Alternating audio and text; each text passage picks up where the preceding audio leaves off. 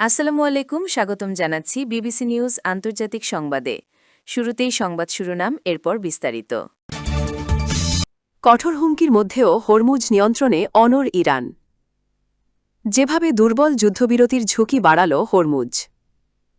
মার্কিন উপস্থিতি নিরাপত্তা নয়, অস্থিতিশীলতা। ইরানকে পৃথিবীর মানচিত্র থেকে মুছে ফেলার হুমকি দিলেন ট্রাম্প। এখন বিস্তারিত। আপনি যদি ইসরায়েলের ধ্বংস চান এবং মুসলিমদের পাশে থাকেন, তাহলে ভিডিওতে লাইক করে চ্যানেলটি অবশ্যই সাবস্ক্রাইব করে দিবেন এবং আপনার মূল্যবান মতামত অবশ্যই কমেন্টে লিখে জানিয়ে দিবেন। কঠোর হুমকির মধ্যেও হরমুজ নিয়ন্ত্রণে অনড় ইরান।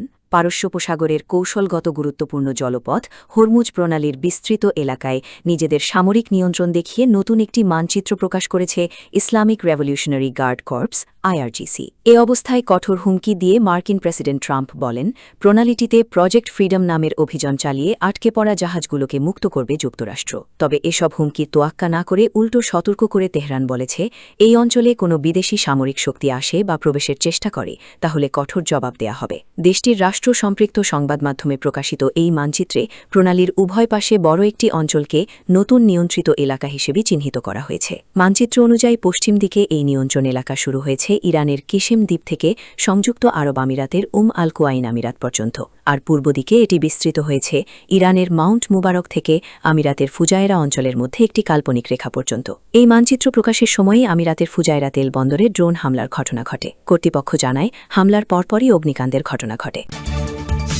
যেভাবে দুর্বল যুদ্ধবিরতির ঝুঁকি বাড়াল হরমুজ পারস্য উপসাগরীয় অঞ্চলে। ঘোষিত যুদ্ধবিরতি 4 সপ্তাহ পার হলেও তা এখন ক্রমেই দুর্বল হয়ে পড়ছে।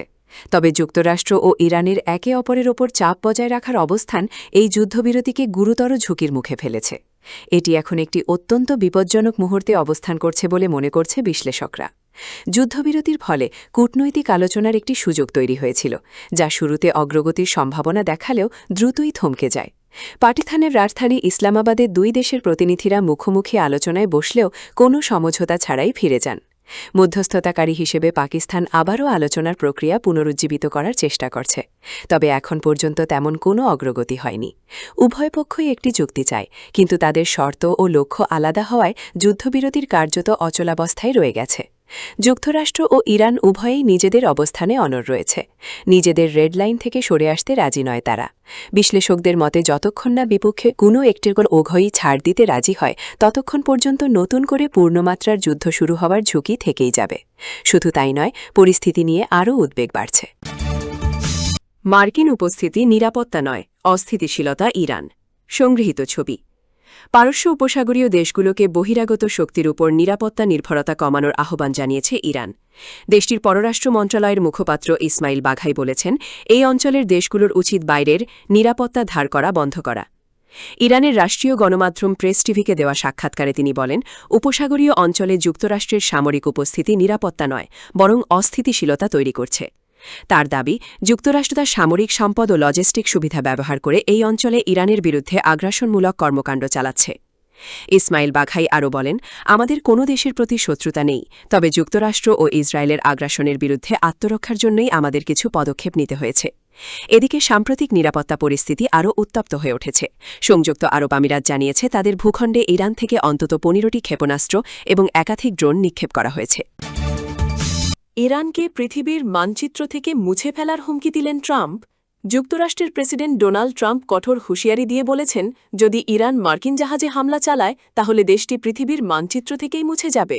সোমবার এক টেলিভিশন সাক্ষাৎকারে তিনি এই মন্তব্য করেন। তিনি জানান, চলমান প্রজেক্ট ফ্রিডম নামক অভিযানের সময় ইরান যদি যুক্তরাষ্ট্রের কোনো জাহাজে হামলা চালায় তাহলে তার ফল হবে ভয়াবহ।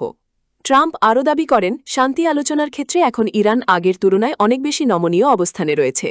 একই সঙ্গে তিনি বলেন, যুক্তরাষ্ট্রের সামরিক শক্তি ইরানের তুলনায় অনেক বেশি উন্নত। এর আগে নিজের সামাজিক যোগাযোগ মাধ্যমে দেয়া এক পোস্টে ট্রাম্প জানান, হরমুজ প্রণালী দিয়ে জাহাজ চলাচল নিরাপদ রাখতে যুক্তরাষ্ট্রের বাহিনী ইরানের 7টি ছোট নৌযানে হামলা চালিয়েছে। যুক্তরাষ্ট্রের পক্ষ থেকে আরও দাবি করা হয়, তারা ইরানের কিছু ড্রোন ও ক্ষেপণাস্ত্র ভূপাতিত করেছে।